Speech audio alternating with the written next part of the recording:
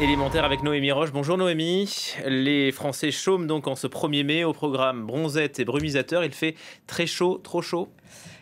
Presque. On a des températures quand même dignes du plein été. C'est pas moi qui le dis, c'est Météo France.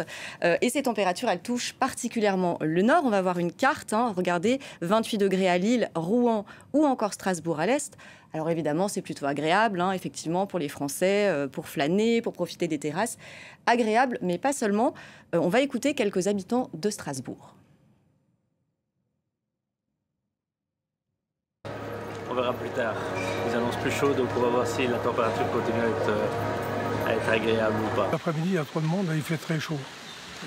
On ne supporte plus tellement la chaleur. Ça fait du bien, le soleil quand même. Il fait chaud, on ne va pas dire que ça ne nous fait pas du bien. Par contre, c'est vrai qu'il fait de plus en plus chaud, de plus en plus tôt. On se demande quand même comment ça se fait et jusqu'où ça va aller.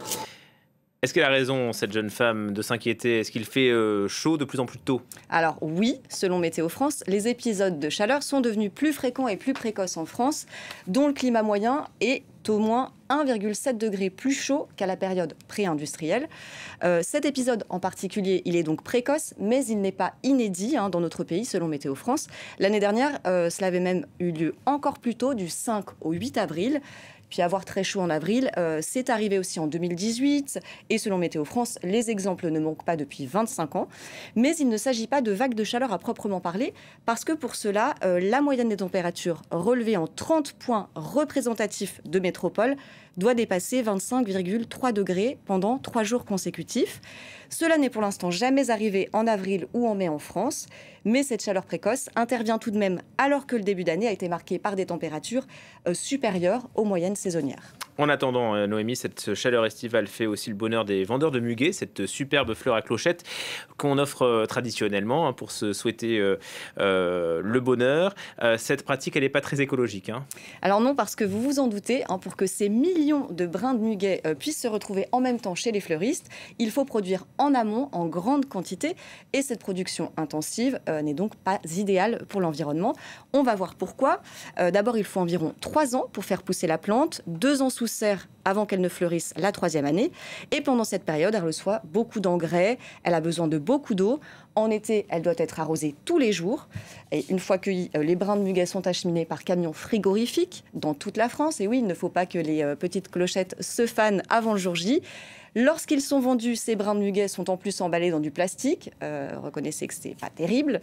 Donc le point positif quand même, c'est que contrairement à la majorité des fleurs coupées, dont 85% proviennent de l'étranger, le muguet, lui, est produit en grande partie en France, dans la région nantaise, ce qui limite tout de même l'empreinte carbone liée au transport. Bon, on fait quoi alors? On n'achète plus de muguet? Alors si, on peut en acheter en pot déjà pour commencer, sans emballage de préférence. Comme ça, on pourra le replanter et le garder d'une année sur l'autre dans son jardin ou sur son balcon. L'autre alternative, c'est d'aller cueillir le muguet soi-même en forêt, puisque cette fleur pousse un peu partout en France dans les sous-bois, sauf dans le bassin méditerranéen. On a donc le droit d'en cueillir, mais attention, il y a quelques règles à respecter que nous rappelle l'Office national des forêts. D'abord, il faut obtenir l'autorisation du propriétaire du bois. Et puis pour les forêts qui sont gérées par l'ONF, la cueillette est tolérée, mais avec modération, 10 à 15 tiges par personne maximum. Il faut aussi couper la plante, ne pas l'arracher ni prélever son bulbe pour qu'elle puisse repousser. Attention aussi, les clochettes blanches sont toxiques pour l'être humain et les animaux domestiques. Il faut donc bien se laver les mains après la cueillette. Et puis, si la plante n'est pas en danger pour l'instant, l'ONF rappelle tout de même que le muguet comme les jonquilles connaissent des cueillettes excessives qui pourraient à terme fragiliser leur présence. L'organisme rappelle donc que les cueillettes à des fins commerciales sont interdites et sanctionnées par le Code forestier.